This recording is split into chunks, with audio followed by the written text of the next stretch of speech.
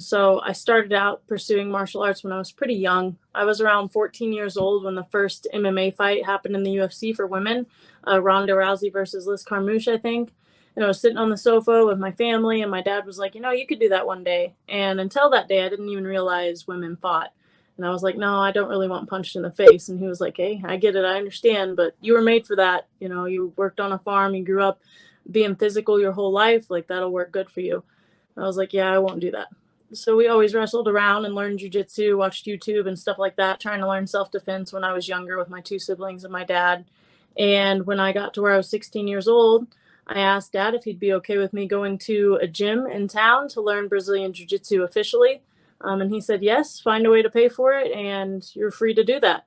And so I did. So at 16, almost 17 years old, I started Brazilian Jiu Jitsu. And after about 2 weeks of training, the passion grew so much that I knew I'd be doing that my whole life.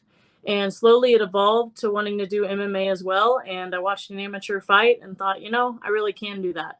And when I turned 18, I had my first fight and had 8 fights within a year, turned pro at the age of 19, or actually a week before I turned 19. And the rest is kind of history.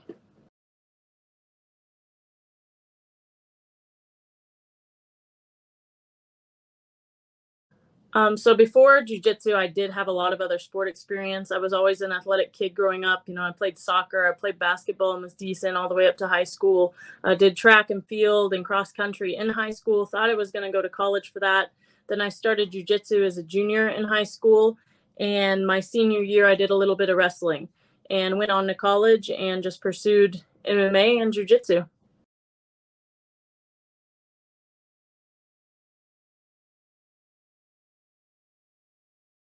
I've always been the oldest sibling. My little brother and sister are now both seniors in high school, and actually this past weekend they just got done wrestling at state. My brother got second in state, and my sister got fourth in state.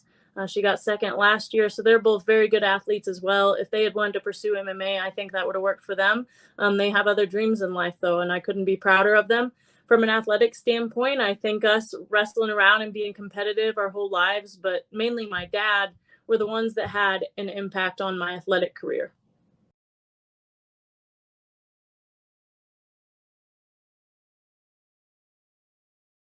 Easy. It's definitely not easy. I wouldn't even be married to this day if it weren't for COVID, I think. It allowed us to get a lot closer together and be able to spend time around each other that I usually wouldn't have because of work and school. Um, but it's a rigorous schedule. I don't suggest it to anyone. People are always like, why don't you just quit your job? Why don't you just delve into MMA? And my answer to that is always, I'd rather hustle now and be successful in the future and not have to be poor as dirt living paycheck to paycheck while I'm a fighter in the UFC. I just don't think it makes any sense.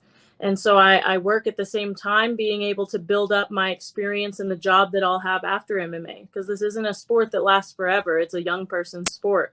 The oldest people get is pretty much in their 40s, and that's very rare, especially when they've been fighting from the teenage years. And I don't want to be in it that long. And so I'm securing other ways in my life to where I don't have to be in it that long.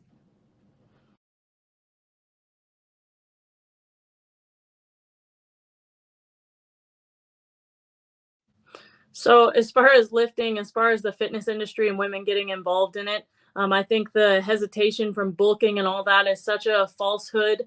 Most people who get bulky, and even me, a lot of women would consider me bulky. It's not for me lifting weights. I hardly lift weights at all. I just now started strength and conditioning, and I know that sounds crazy, but one, genetics, and two, I worked really hard as a kid, like working on a farm, and gained a lot of muscle from that and doing MMA. But I had to try to. It's not like it just magically appeared.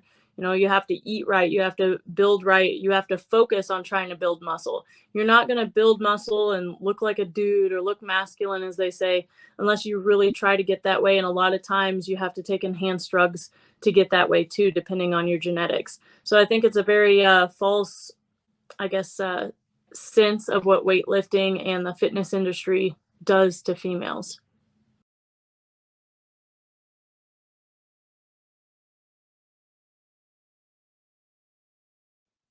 Ah, I love chocolate. I don't even know if you count that as a meal, but I love like the dessert snacks. I love sweets. As far as meals, um, I'm trying to think. I love pizza. That's always a big one. I like breakfast food, so like IHOP kind of stuff at home and out. Um, and then just like a regular like Texas Roadhouse like country dinner kind of meal, like meatloaf, sweet potatoes, that kind of thing. And sometimes I can get away with that kind of thing without having to be a cheap meal, which is kind of nice.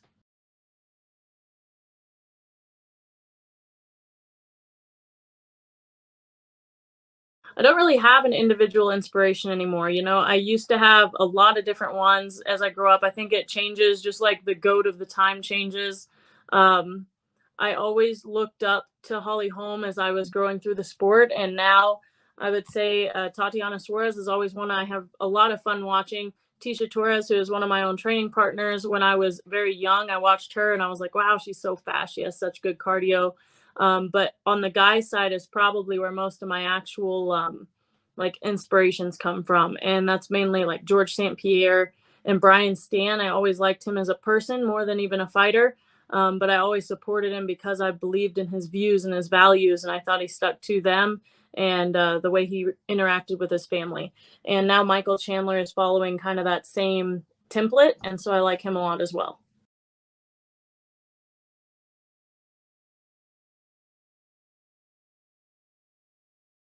I've definitely had a lot of injuries, a lot of obstacles as I've grown up in this sport. But the biggest one was when I was supposed to make my debut with the UFC, got down to Vegas within 2 days of having my fight and found out that I wasn't going to pass my eye exams, which were short notice because the fight was short notice. And I ended up having both of my retinas torn, had to get emergency surgery on both of them, had a very high chance of going blind. And out of four surgeons, three of them said I would never fight again, never be able to do anything that included high pressure on my eyes. And luckily, I was able to find Dr. Tori Elkins and Dr. Corey Elkins, and she was amazing and did surgery on my eyes. And now they're back to what they were pretty much, aside from a little bit of vision loss.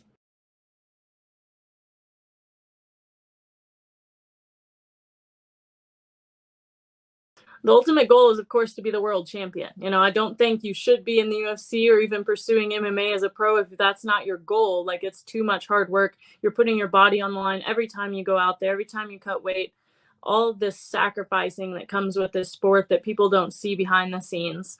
And ultimately, the goal is to be world champion. But the next goal down from that is to be able to make a solid living off of MMA to where my other dreams become a reality. To me, MMA is just another means to the end. It's not all my life. It's not everything that I have going for me. And unfortunately, that's what a lot of fighters see their fighting as. And I'm blessed enough to not have that. I have other avenues of life that I could pursue, and I think it lets me fight more, more violently, more recklessly, because I don't have to worry so much about, okay, I have a loss, my career might be over. Like, I just go in there and I try to do the very best I can and improve between the fights.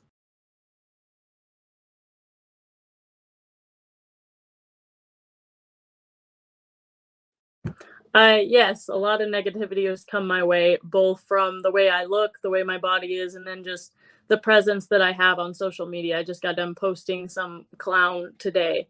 I have a lot of haters. I think anyone does in the public eye, and I think the saying of the more successful you get, the more people are going to dislike you is pretty true, because you're going to just be so much open to so many people, and our lives are open to so many people. And with that public presence, you get these people who are jealous or don't like the way you look, and for some reason decide to type it on a keyboard instead of keep their mouths shut. And I've had whole Reddit pages dedicated to me looking manly, or making up some nickname about me being manly. And it's always funny. I just go back to, I have a husband who I think's great looking, and it worked out for me. And on top of that, like, I am defined. Other people like my body type, and I work hard to be as fit as I am and make my body type work to my advantage, both in my career and in life. And, whether it's a more muscular body or like stocky or whatever somebody wants to say, everyone's going to have a different opinion no matter what you look like. There's people that are Victoria's Secret models out there that are most guys' dream women, and then other people are like, I don't like that at all. So it's never going to go away. I hear a lot of people who get even suicidal about it or get really down about it. And that's been me at times. And I've had to just learn that those people's opinions don't matter. And it's not the majority anyway, so don't let it bother you.